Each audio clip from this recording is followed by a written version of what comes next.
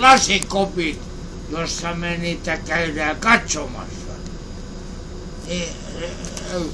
Lasikopit. Siellä on lämmitys ja ruoka ja makuvuode. Ja siellä me käydään niitä me käydään niitä katsomassa niitä rikollisia. Ei, kuuliko perille? Siellä me käydään niitä katsomaan. Ne laitetaan omat lasikaapit sinne Rautatien torille. Ja siellä on Jorma Ollillakin ehkä makaa siellä lasikaapissa. 2 vartijaa on siinä ympärillä. 2 vartijaa on ympärillä.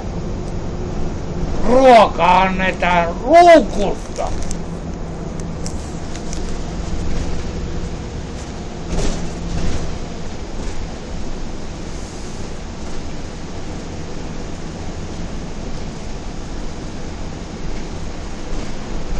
Eihän tossa on mitään järkeä, että joku ihminen tienaa 90 miljoonaa vuodessa. Ei kun 90 miljoonaa vuodessa.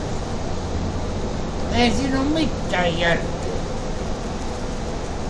90 miljoonaa vuodessa. Ei siinä ole mitään.